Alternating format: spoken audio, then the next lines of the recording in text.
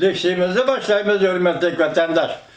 Bugün Çesaq 2019 yıl 12. ayının 23. günü. Haftiga Düşenbe. Endiki mavzumunda Devlet İşlakatı Mike Pompeo.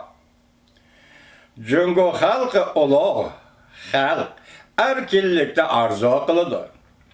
Lekin Cungo Kompartiyası çekleydi. Dep görsetti mavzulu haber. 12. ayının 22. günü Cungo'ga nazarı torbiyeti ilan kılın. Haber mındak başlar. Amerika Koşmuş Ştatlarının Devlet İşlakatı Mike Pompeo köğünüdün çıkarıp Cungo halkını uluğ dep tarifledi.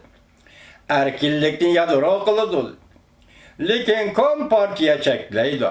Azar Cungo halkı boyun turuktan kutulmakçı buluvatıdı. Devlet İşlakatı Mike Pompeo haftanın 2. günü, yani 12. ayının 18. günü Washington Post gazetinin məxsus ziyaretini kabul kılganda mundaq tasvirledi. Cungo halkı bilen Cungo Kompartiyasını bir tayakta haydigili bulmaydı.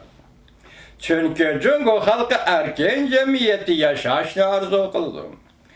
Gayesizdeki turmuşni ötküzüşni halaydı.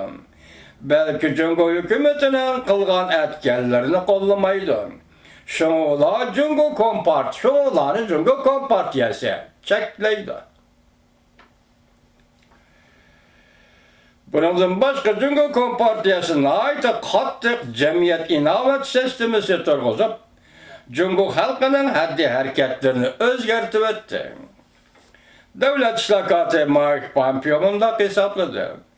Cungo'nu tizgirligen Cungo Kompartiyası hükümeti mustabet hükümettir.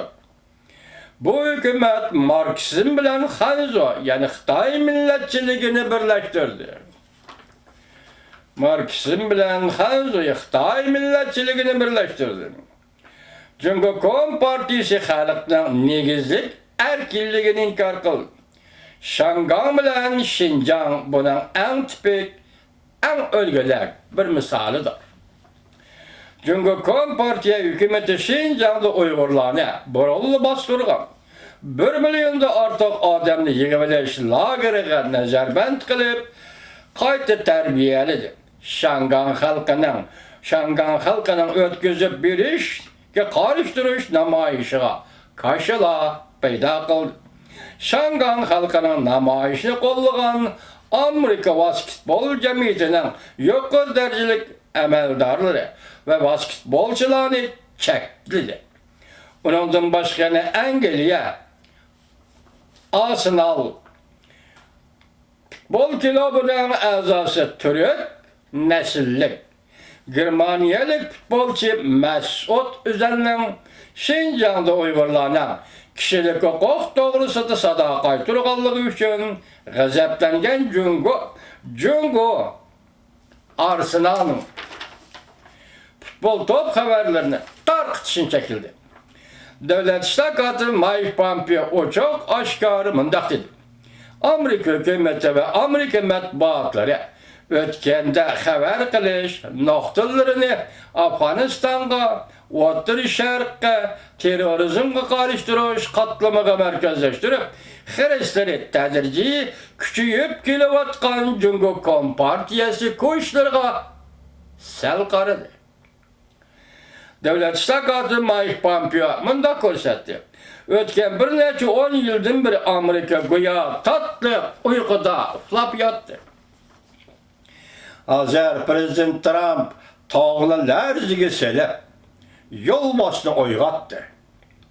Bütün dünyada Cungo Kompartiyasının tahdidini pash qildi.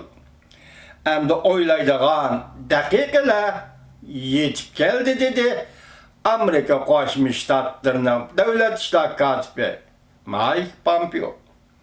Bu yıl 56 yaş kirgan Devlet İşlakatı Mike Pompeo G'arbin Harbiy Mektebida bitirgan. Harvard Qonun institutini o'qib bitirgan. Keyin aviatsiya shirkatini boshqargan. 2010-yili Kansas shtati shtatlik parlament a'zosi bo'lib saylangan. 2017 yılı Prezident Trump Merkez Ahbarat İdaresi'ne idare başlığı kılıp tayinligen. Bir yıldan keyin Amerika Qo'shma Shtatlarının davlat ishlokati blogi tayinlangan. Davlat ishlokati Mike Pompeo bir yillik muhim xizmatlarni xulosalab Washington Post gazetiga mundaq dedi. Amerika diplomatını terbiyeleş, İsrailiyani qo'llashni kuchaytirish, İran'a besim işletish, yadro qurollarının kengayib ketishi va yadro qurollarini cheklash, Tehrandan bütün dünya qaratgan zo'ravonlik harakatlarini cheklash, hamda İranning Bospor bo'g'oziga tahdid selishini cheklash. O'tgan bir yillik xizmatlardan chiqarilgan xulosa. Şundan başka Mike Pompeo yana mundaq oshkoril. Kelar yili Kengash palatasiga a'zo bo'lib saylanishdan voz kechdim. Prezident Trump menga bir kun ehtiyojli bo'lsa, men uning yanida qilib ishlashni loyiq topdim. Suhbat jarayonida davlat ishlokati Mike Pompeo bir qancha qatim ta'kidlab mundaq ko'rsatdi. Jungo mustabid hakimiyetining harbiy qariniyati nima? Jungo xalqi ziyonkashlik qilib qolmasdan butun yer shariga tahdid sedayotidir. Bu tahdidni dunyoga aytib berish Amerikaning bosh tortib bo'lmaydigan majburiyatidir.